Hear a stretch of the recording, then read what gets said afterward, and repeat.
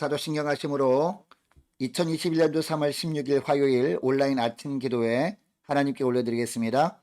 전능하사 천지를 만드신 하나님 아버지를 내가 믿사오며 그 외아들 우리 주 예수 그리스도를 믿사오니 이는 성령으로 잉태하사 동정녀 마리아에게 나시고 본디오 빌라도에게 고난을 받으사 십자가에 못 박혀 죽으시고 장사한 지 사흘 만에 죽은 자 가운데서 다시 살아나시며 하늘에 오르사 전능하신 하나님 우편에 앉아 계시다가 저리로서 산자와 죽은 자를 심판하러 오시리라. 성령을 믿사오며 거룩한 공회와 성도가 서로 교통하는 것과 죄를 사하여 주시는 것과 몸이 다시 사는 것과 영원히 사는 것을 믿사옵나이다. 아멘. 찬송가 369장 찬송하겠습니다.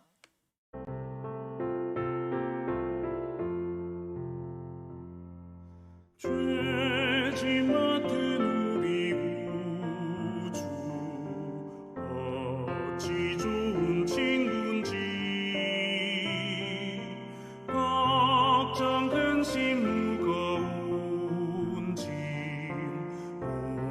우리 주께 맡기세 주께 고함 없는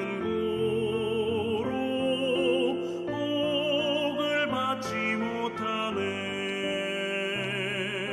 사람들이 어찌하여 아뢰 주를 모를까 시험 걱정 모든 괴로움 없는 사람 누군가 부질없이 나신 말고 기도드려 아뢰세 이런 진실하신 친구 찾아볼 수 있을까 우리 약함하시오니 어찌 아니하를까 근심 걱정 무거운 짐 아니 진짜 누군가 비방쳐는 우리 예수 주께 기도드리세 세상 친구 멸시하고 너를 조롱하여도 예수 품에 안기어서 참된 위로받겠네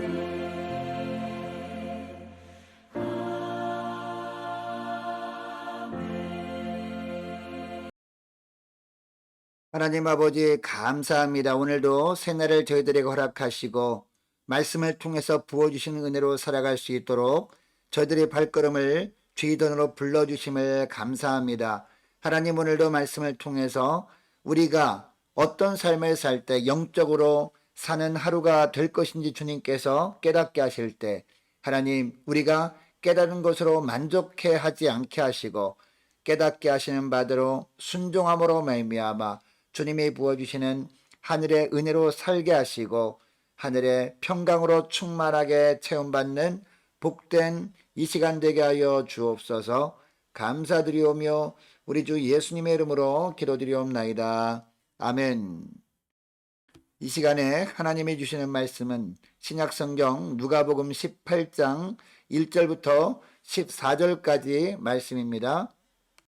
예수께서 그들에게 항상 기도하고 낙심하지 말아야 할 것을 비유로 말씀하여 이르시되 어떤 도시에 하나님을 두려워하지 않고 사람을 무시하는 한 재판장이 있는데 그 도시에 한 과부가 있어 자주 그에게 가서 내 원수에 대한 나의 원한을 풀어주소서 하되 그가 얼마 동안 듣지 아니하다가 후에 속으로 생각하되 내가 하나님을 두려워하지 않고 사람을 무시하나 이 과부가 나를 번거롭게 하니 내가 그 원한을 풀어주리라. 그렇지 않으면 늘 와서 나를 괴롭게 하리라 하였느니라.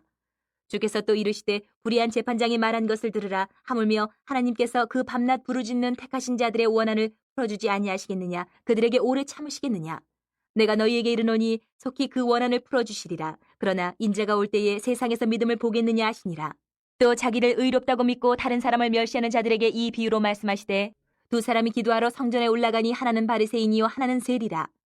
바리새인은 서서 따로 기도하여 이르되 하나님이여 나는 다른 사람들 곧 토색 불의 간음을 하는 자들과 같지 아니하고 이 세리와도 같지 아니함을 감사하나이다. 나는 일해에 2번씩 금식하고 또 소득의 11조를 드리나이다 하고 세리는 멀리 서서 감히 눈을 들어 하늘을 쳐다보지도 못하고 다만 가슴을 치며 이르되 하나님이여 불쌍히 여기소서 나는 죄인이로소이다 하였느니라. 내가 너희에게 이르노니 이에 저 바리새인이 아니고 이 사람이 의롭다 하심을 받고 그의 집으로 내려가느니라. 무릇 자기를 높이는 자는 낮아지고 자기를 낮추는 자는 높아지리. 여러분, 예수 믿는 사람들은 하루를 기도로 시작하고 기도로 하루를 마무리합니다. 오직 주님의 인도 따라 살아가기 위해 이렇게 하는 겁니다. 자, 오늘 본문은 주님께서 기도에 대해서 가르쳐 주시는 본문입니다. 자, 본문에 보면 불의한 재판관이 나옵니다. 그리고 누가 나옵니까? 끈질기게 그 재판관을 찾아가서 억울한 일을 풀어달라고 강청하는 과부가 나옵니다. 여기 나오는 재판관은 어떤 사람이었습니까? 하나님을 두려워하지 않는 사람이었습니다. 그리고 사람들도 무시하고 자기 마음대로 살던 재판관이었습니다. 그런데 어느 날 한 과부가 이 재판관을 찾아와서 울면서 재판관에게 자기의 억울함을 풀어달라고 애원합니다. 이 재판관이 처음에는 이런 제에 거절합니다. 재판관을 찾아온 과부는 당시 소외계층이었습니다.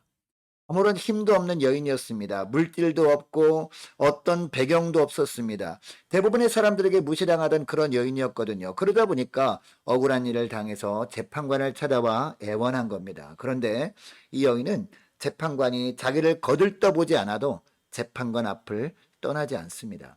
재판관이 들어줄 때까지 끈질기게 매달립니다. 계속 울부짖으면서 억울한 일을 해결해달라고 계속 강청합니다. 자, 5절 말씀을 보면 주님께서 말씀하시죠. 재판관은 이것을 보면서 내가 이 여인이 원한을 풀어주지 않으면 계속 나를 괴롭게 하겠구나. 그러니 이 여인이 억울함을 풀어주는 편이 낫겠다라고 생각을 하면서 그 여인의 소원을 풀어주지 않겠느냐라고 하십니다.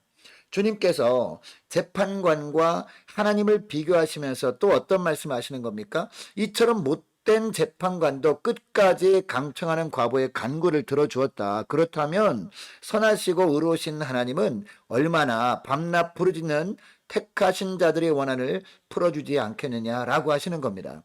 자, 그러니까 기도하다가 절대로 낙심하지 말라는 겁니다. 여러분, 우리가 믿음으로 살고자 할 때 마귀가 가장 싫어하는 사람이 누군지 아십니까? 바로 기도하는 사람입니다. 그리고 끝까지 포기하지 않고 끈질기게 기도하는 사람을 마귀는 제일 싫어하거든요.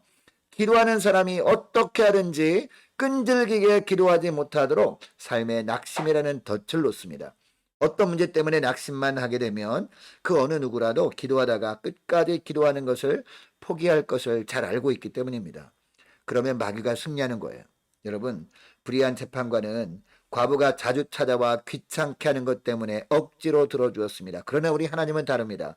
밤낮 부르짖는 과부의 원한을 속히 풀어주시는 분이십니다. 여러분, 믿음으로 살고자 하는 우리 앞에 평탄한 길만 있는 것이 아닙니다. 너무나 많은 문제들이 놓여 있습니다. 그런데 대부분 우리 힘으로 도저히 해결할 수 없는 문제들 아닙니까?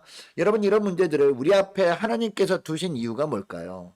주님께 가지고 나와 하나님께 기도할 제목으로 주신 겁니다. 우리가 그런 문제를 가지고 하나님께 나와서 밤낮 부르짖으면 주님은 들어주시려고 준비를 하고 계십니다. 물론 하나님은 우리가 기도를 하지 않아도 우리 억울함을 풀어주실 수 있는 분입니다. 그러나 하나님은 우리가 하나님만이 문제 해결의 열쇠임을 인정해 드리는 것을 기뻐하시는 분이거든요. 그래서 기도의 자리로 우리를 인도하시기 위해서 우리 앞에 문제를 놓아두시는 겁니다. 그리고 우리도 낙심하지 않고 끝까지 부르짖고 기도하다 보면 하나님은 반드시 우리의 기도도 들어주시겠다고 하십니다. 여러분, 주님은 인자가 올 때 세상에서 무엇을 보겠느냐라고 하십니까? 믿음을 보겠느냐라고 하지 않습니까? 주님이 오실 때 우리에게 보길 원하시는 것은 다른 것이 아니라 어떠한 경우에도 낙심하지 않고 기도하는 믿음이라는 겁니다. 기도하다 안 되면 주저앉기보다 밤낮 주님이 응답하실 때까지 부르짖는 믿음, 이 믿음을 주님은 보시겠다는 겁니다. 그러면 어떻게 기도하더라도 하나님께 밤새도록 기도만 하면 되는 것일까요?